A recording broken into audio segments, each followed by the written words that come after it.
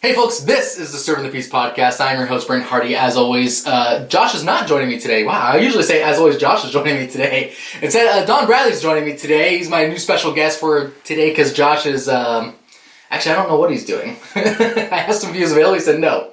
That was it. Yeah, so I'm like, I guess so. Okay, I'm not going to pry. I guess he's not available. Donn, tell us about yourself. What do you do? Why are you here? What are we hoping to, Why am I here? Yes. I think that's the universal question, That's isn't a deep question right there. Right, exactly. We get deep on this show. Hold on, I've got to think about this. That's deep as a puddle, if we're being honest with you. Right. So I am currently a marriage and family therapy associate, working specifically with cops and other first responders and their families, victims of PTSD, stuff like that. But I used to be a police officer myself back in Hayward. It seems like, 12 years ago now. Was a cop with Alameda County Sheriff's Department for about 2 years, then decided to jump over to the street in Hayward for about 8 years. Got injured, got a nice little parting gift on my shooting hand. Don't have any feeling in this portion of my hand, so realized I wasn't going to be as effective of an officer. May I ask what happened? It was a DV call. The lady called and said that she had that she had a restraining order against her ex, and that he was at the house. Of course, when we fairly get there, common call, actually. Very common call. Yes. Finally, get there. We talk to the lady. She goes, "My ex and I have been smoking crack all day, and we got into an argument, and now I want him gone. Here's the piece of paper," which is very disillusioning. Yeah. In the grand scheme of things, but so go inside the house. He's, of course, locked in, the whole room, their whole house is completely blacked out. He's in that one of those little back half bathrooms, and you can just hear him in there. You can hear him clicking on the lighter, but actively smoking. Just getting his last hit in. Did he know you guys were coming, or? Yeah, he did. Okay, he did. so She told him that we were coming, right? Yeah. So knock on the door. I said, "Police, come on out." He goes, "You gonna arrest me?" And I said, "Yep." And he said, "Then I'm not coming out." Which I was like, okay, that's fine. I enjoy the occasional. Yeah, why not? Keeps it interesting. Right, sure, exactly. So open the door. I have my taser. He's inside one of these sliding glass half shower type things. So it's a real small room, no bigger than this right here. And so I point the taser in. I'm like, "Come on out." He's standing in there like this, just staring at me.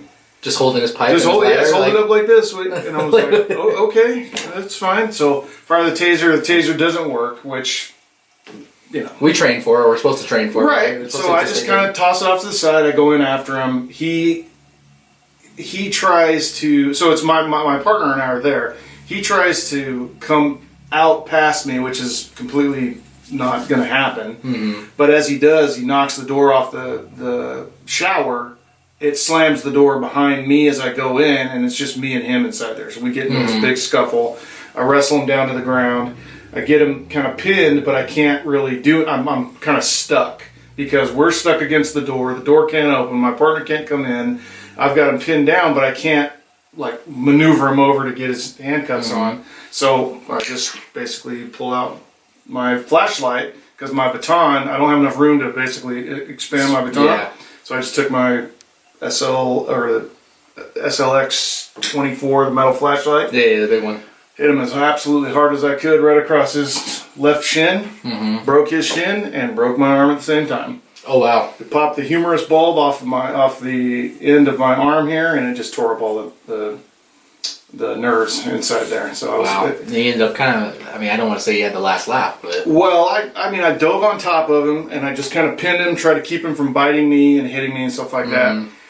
And he didn't even feel the blow. As soon as I hit him, he didn't even feel the blow. I did, however, and we got pinned in there. So I held him down. My partner's kicking the door open, just quarter of an inch, eighth of an inch, as he's kicking the door open. Finally gets where he can actually reach his arm in, pin the guy down, pin the guy's face away from me. I got up as quickly as I could, open the door, and then they just drag him out. Affected the arrest. It's almost like a worst case scenario when you get pinned off from your partners and basically you're solo. I realized because he tried to kick me in the balls basically, and I was like, okay, this can't happen. I got to do something.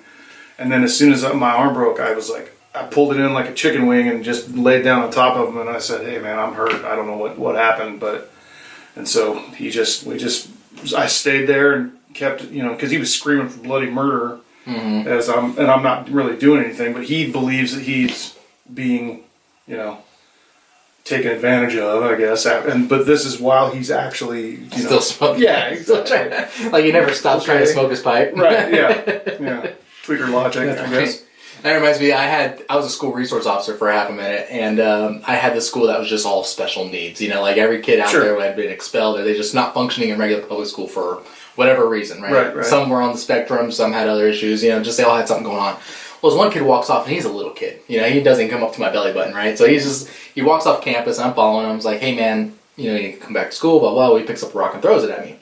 So I dodge the first rock, and then I have my body camera rolling, and then the second rock, you see he throws it, and you see it hit me, and you hear me go, ow, mother. And then you see me running on the camera, because you're watching body camera footage, so you see me running. Sure. So it's all just shaky and blurry as I'm running up to this kid, and he turns around, he starts running, and the last thing you see before the camera really goes black is this look of fear as the kid looks back at me, and he's right eye level with the camera, because I had him like mid-rip, you know? And you just see this, and then I grab him, and I take him down. Well, the captain's reviewing videos, and he comes across this one, and he puts it on his phone so he can go around the admin and say, hey, you having a bad day today? Here, look what Deputy Hardy's doing. And so, because he thought it was just hilarious. Sure. You see me get hit by a rock, and then see me chasing this kid down and stuff. And he's like, look, you having a bad day here. Here's Deputy Hardy's day. Nice. You became a meme. Yes, pretty much. I became a laughing, not necessarily a bad thing to be laughed at the department all the time. Sometimes it's a good tension. Hey, this is coming from a guy whose patrol car got hit by a train. Oh, so, yeah. Well, this has come from a guy who backed into a tree once. Only once? With the ride along. Which made it worse. Yeah. Stupid tree was right in my blind spot. I know, right? Yeah, it happens. Okay, so going back to your job and what you do and stuff like that. Now, I gotta admit, I never met you before today. And so when we actually were introduced by a mutual friend, and so I immediately started thinking, okay, the shirt, the tie, the glasses, clean shaven, like any other therapist you would imagine, your Hollywood therapist. Patches on the sleeves. Patches on the sleeve, whatever. And you show up with your plaid, your beard, you have a similar haircut to what I got going on. Right. You look almost like a motorcycle gang guy, I don't know. I don't know how to describe it. But I'm not saying that as a bad thing. I'm saying that that's cool. Like, if I was going to go see a therapist, I'd much rather see someone who looks like part of the same world I live in versus somebody who's like, wow, this guy's probably never had a bad relationship in his life, or he's never struggled with anything. I get it. And so, and I think we're going to dive into that a little bit today, because the topic we decided, because when we got introduced, you sent me a big list of things I would love to talk about. And the first one on your list was depression. Now, I wasn't being lazy when I said, let's talk about depression. I actually read through the whole list. It just happened to be the first one on the list. But I decided to choose depression because with COVID-19, politics, the news can't seem to put out anything positive, or at least it didn't before January 20th. Sure. But depression's been making just a huge part of what we do. And just working in law enforcement, I've seen, I don't know how many suicides last year. Right. How many people that are just struggling from all walks of life, different ages, different backgrounds, different whatever. There are people who seem like they had everything going for them would suddenly go and commit suicide and stuff like that. So depression's something that's been a part of my life, not just seeing it as an outsider, seeing it affect other people's lives, but it's also been a part of, I've dealt with it at times in my life. And so I really want to talk about that. And people struggling. But first of all, what are the different types of depression that people are dealing with, do you think? Well, depression can kind of come across in a number of different ways. If you look at the way kids deal with depression, they basically, a lot of it comes out in the shape of anger, right? Especially the boys, right? They, girls may necessarily become a little bit more withdrawn, and boys do the same thing. They become withdrawn as well, but they have a tendency to manifest it a little bit more in anger, lashing out and stuff like that. Mm-hmm. So when you see, you hear parents, especially as a therapist, parents coming in saying my kid's really being unruly and stuff like that, it's entirely possible that it could be depression. But because we associate anger with a little bit more like oppositional defiant disorder or stuff like that. Mm-hmm. You don't think depression right off the bat, but it can come, as far as adults go, and especially with cops, it can come out in a lot of different ways. Especially depression. The root of depression comes in with the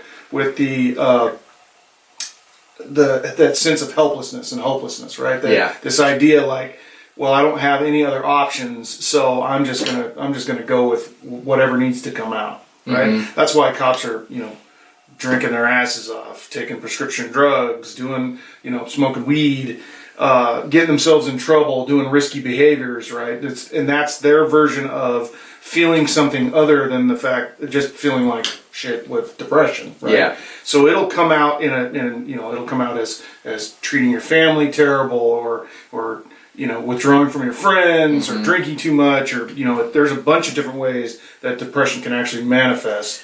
Yeah, it's my experience that it will manifest in a lot. I mean, especially going back to teenage boys. I was reading the study years ago. Well, not years ago, but a few years ago, when I was doing the school resource thing. Mm-hmm. I had to go through all these trainings and stuff. And one thing they did is they did a study with teenagers, and they put like a face in front of them, like a picture of somebody's face, and they say, okay, describe that emotion. Are they sad? Are they angry? Are they happy? Are they content? Like, what's the emotion? Sure. And then they did the same thing with adults. Well, adults were almost 100%. Okay, yeah, that's an angry person. That's a sad person. That's a frustrated individual. That's a happy person. The teenagers are way off. Like, they would look at an angry person and be like, oh, that person's sad.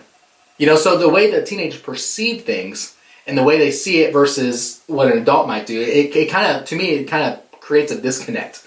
Where adult might see a teenager as being, he's being disrespectful, he's being rude and stuff like that. And they'll never connect the fact that, oh, wait, he might be manifesting something else. He might be going through something that we didn't know. Maybe he's being bullied at school. Maybe he's having some problem. Maybe there's a girl he has a crush on that really insult. You know what I'm saying? Like, there's other stuff. And so I think as a parent, it's kind of hard to see it right away. And sometimes you got to remind yourself to ask those questions. Do you have any insight on that, like as a parent, if you're looking at that? Or 100%. Actually, it's funny when you talk about that, because it just segued right into something that I tell pretty much every client that sat down in front of me about the whole big brain, little brain conversation, the fight, flight, faint, or freeze portion mm-hmm. of the brain, right? And how, when we're born, obviously that's the basis of our existence. Survive, right? You want to make sure you're eating enough, taking big enough breaths, running away from the growl outside the cave, getting enough personal connection to satisfy, that there's this, Abraham Maslow has this thing called the hierarchy of needs, and it basically says that you have to get these basic needs filled first before you're able to move down to the next mm-hmm. stage. And survival is the very top of that thing. So whenever our brains develop, we develop this, I call it the Fonzie, that we develop this basic portion, and how that's affected when we're born, that, the part of our brainstem that basically says, take a breath, you're choking, eat mm-hmm. something, you're hungry, like that type of stuff, run because you're scared. We develop that based on our childhood and all the stuff that comes into it, whether our parents are shitty to us, or whether somebody beats us, neglects us, does stuff like that. It affects that basic core. But then as we begin to develop the bigger parts of our brain, being able to do poetry and music and logic and different things like that up until you're 25, right? Right. Well, what happens is when this is fired, when you're getting into a fight with your significant other, you're getting into a fight with your kid, this is the only thing that's working, right? Mm-hmm. And so if you're upset and you can't necessarily read the signs, or put yourself in that position to be able to look at your kid and go, oh, this may be something that doesn't have anything to do with me, mm-hmm. right? Kids, they react. They have a tendency, as they're kind of learning about themselves, to be very selfish. And I say that, I don't say that in a bad way. I say that as just a statement of fact. They're trying to learn about who they are. So everything they try to express comes through them and them figuring out their emotions. So if they seem disrespectful, it's probably because they felt disrespected, right? And so they basically lash out in the ways that they project the stuff that they actually want.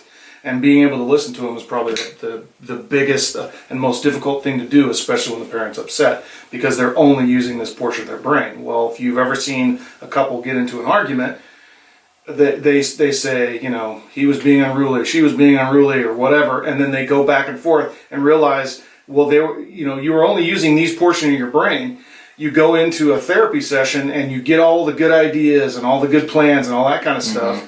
And you take it in, and then all of a sudden the first time the argument starts, this is the only thing that's working. This turns on, this shuts off, and then it goes, okay, we're just trying to survive. right? We're just, these fights get really ugly and mean and nasty and all this kind of stuff, but it's just what we've learned on how to survive. Even if dysfunctional or functional, it's tucked in there, and so we get into this cycle, and it goes right into that cycle, and all this stuff gets forgotten. And then whenever we calm back down, we sit there and go, God, I can't believe that I did that. Why did I do these things?